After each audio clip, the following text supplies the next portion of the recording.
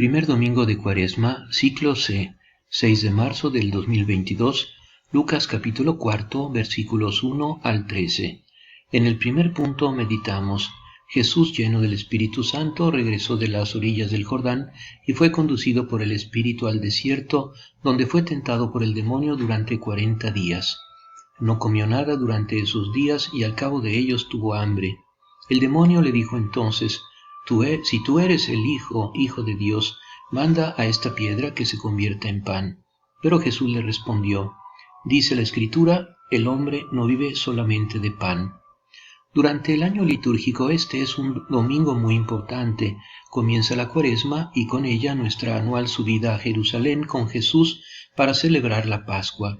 En el centro de la liturgia de hoy, por tradición muy antigua, está el episodio de las tentaciones de Jesús en el desierto.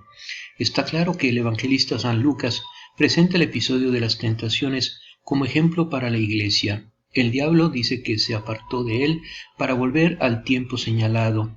¿Qué es este tiempo fijo? En primer lugar, el tiempo de la pasión de Jesús.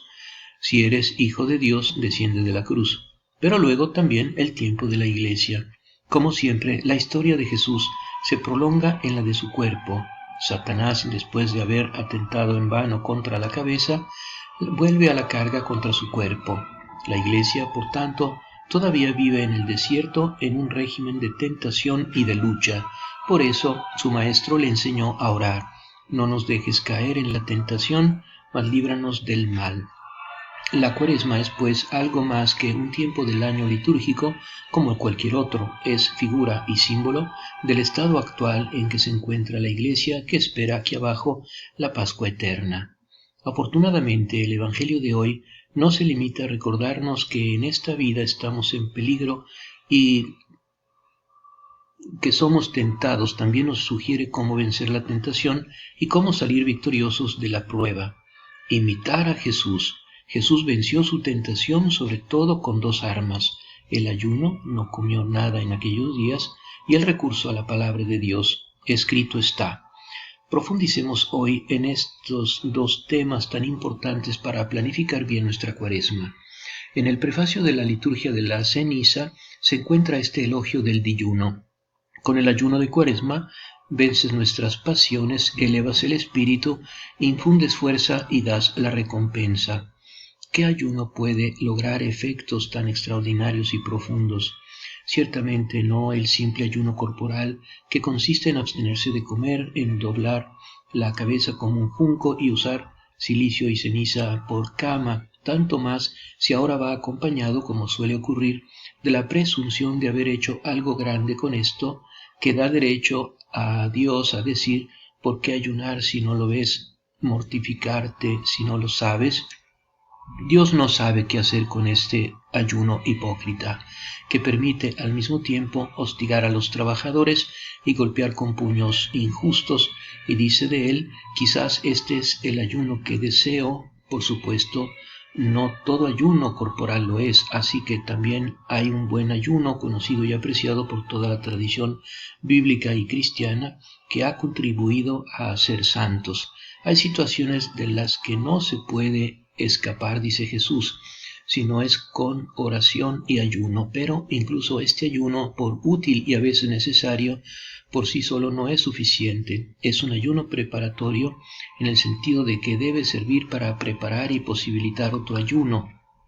Hay un segundo ayuno que los primeros cristianos llamaron ayuno del mundo, vano, y es ya más profundo y espiritual. Consiste en no ajustarse a la mentalidad de este siglo, en abstenerse no solo de las cosas pecaminosas, sino también de las cosas inútiles, superfluas, que lastran el espíritu, que atan el alma al cuerpo y el cuerpo a la tierra. Hoy la frase de Pablo podría actualizarse con un pequeño añadido: no se conformen a la mentalidad consumista de este siglo. Pero este ayuno del mundo es también un ayuno preparatorio. Todavía no pone el hacha en la raíz.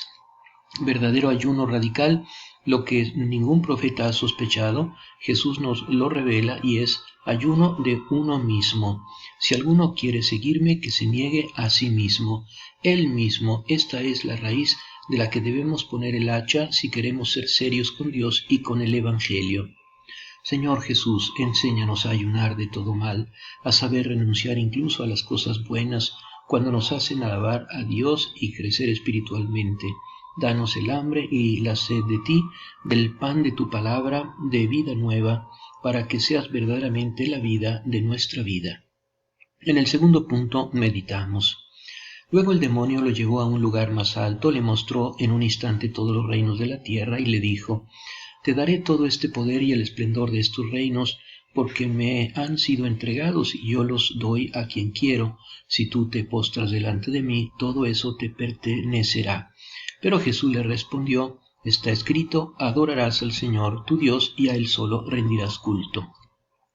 Se pueden romper muchos lazos y necesidades de las comidas, de las cosas, de los demás, pero mientras no le pongamos el hacha a nuestro viejo yo tenaz y egoísta, no avanzaremos ni un centímetro por el camino del Evangelio. Permanecemos de este lado de una verdadera conversión, y esa es nuestra raíz madre que nutre y hace crecer de nuevo a todas las demás.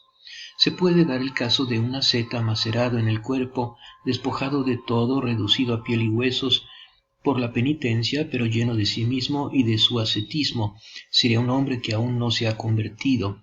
Cada año en Cuaresma, llamándonos a la conversión, la palabra de Dios nos llama, pues, a esta difícil operación, pero es correcto poner el hacha en esa raíz precisa. ¿Por qué tienes que entrar en conflicto contigo mismo? Porque ese lugar le pertenece a Dios. Nuestro ego lo ocupa como usurpador. El hombre, después del pecado, es como una ciudadela fortificada que pasa a manos del enemigo.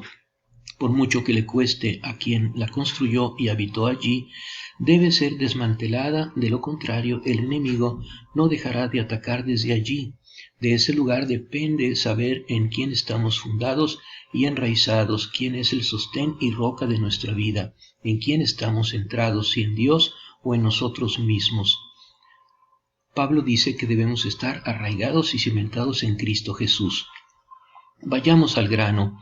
Cuando chupamos savia y nos alimentamos de esa vieja raíz, cuando permitimos que el viejo y pecador yo hable en nosotros,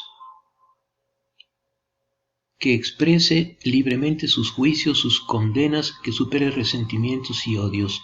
Cuando cedemos a la ira, a los celos, a la autocompasión, a veces en tales casos se tiene la impresión física de chupar de esa raíz venenosa, el espíritu se oscurece por ella, se encierra en sí mismo, respiramos en nosotros el aire de la muerte.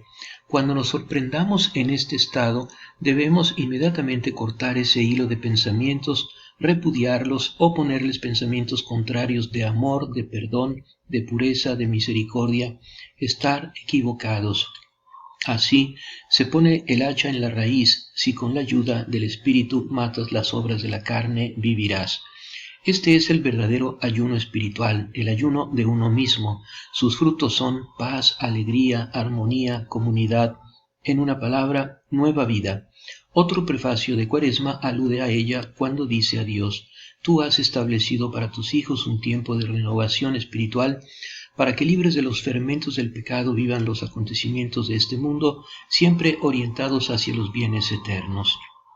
Espíritu Santo, enséñanos a despreciar el deseo desordenado de poseer los bienes terrenales, a vencer toda tentación de la idolatría con el espíritu de pobreza evangélica, para amar y servir a Dios sobre todas las cosas y ser libres para salir al encuentro de nuestros hermanos necesitados con la caridad de Cristo.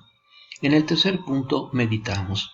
Después el demonio lo condujo a Jerusalén, lo puso en la parte más alta del templo y le dijo: Si tú eres hijo de Dios, tírate de aquí abajo, porque está escrito: Él dará órdenes a sus ángeles para que ellos te cuiden, y también ellos te llevarán en sus manos para que tu pie no tropiece con ninguna piedra. Pero Jesús le respondió: Está escrito: No tentarás al Señor tu Dios. Una vez agotadas todas las formas de tentación, el demonio se alejó de él hasta el momento oportuno. Hemos hablado hasta ahora de la raíz, pero aún no del hacha. ¿Cuál es el hacha de la que debe servirnos para hacer esta limpieza en nosotros? es la palabra de Dios, espada aguda de doble filo que sale de la boca del Hijo del Hombre, la llama la Biblia, o incluso espada del Espíritu, y con razón, porque donde penetra hace espacio y arroja luz como una guadaña en la selva. La palabra de Dios es el alma de la ascesis cristiana, hace caer cosas inútiles, corta las raíces del hombre viejo. En una palabra, como dice Jesús, limpios. Ustedes están limpios por la palabra que les he anunciado. Afortunadamente, la palabra de Dios ha vuelto a ser un componente esencial de nuestra Cuaresma. Se cumple inesperadamente la promesa de Dios que habla de hambre y de sed en el campo, pero no de hambre de pan ni de sed de agua, sino de escucha de la palabra del Señor. Debemos enamorarnos aún más de ella, que la recojamos con avidez. Cuando se escucha la palabra de Dios en la asamblea litúrgica o se lee en casa, no debería haber más hogares cristianos sin Biblia, es bueno enfocarse en esa frase que más nos llama la atención o que nos ha llamado la atención alguna vez, porque esta es la señal de que está destinado para nosotros de una manera especial. Debemos dejarnos juzgar libremente por la palabra de Dios, no esterilizarla aplicándola inmediatamente a los demás. Debemos pasar inmediatamente de la escucha a la aplicación práctica, preguntarse cómo puedo traducir esta palabra en hechos y gestos concretos hoy. Por ejemplo, la palabra de hoy que dice no solo de pan vive el hombre, Dios suele responder con desconcertante puntualidad cuando le pedimos sinceramente que nos muestre su voluntad. No debemos ser de los que Santiago llama oyentes apresurados. Aquellos que pasan de frente al espejo sin detenerse en él están por lo tanto sin dejar que el espejo revele sus manchas. Los sacerdotes debemos tener cuidado de ser oyentes y no meros distribuidores de la palabra de Dios. La medicina cura a quien la toma, no a quien solo la prepara o la manipula. Ayuno de nosotros mismos y la palabra de Dios. Aquí está el programa para la Cuaresma de este año. Un programa austero, pero no lúgubre, más bien hermoso y fascinante. La Cuaresma no es un regalo que le damos a Dios, sino un regalo que Dios nos da.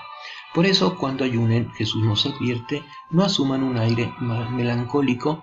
Estando aún en Egipto, los judíos pidieron al faraón: vayamos y celebremos una fiesta en el desierto.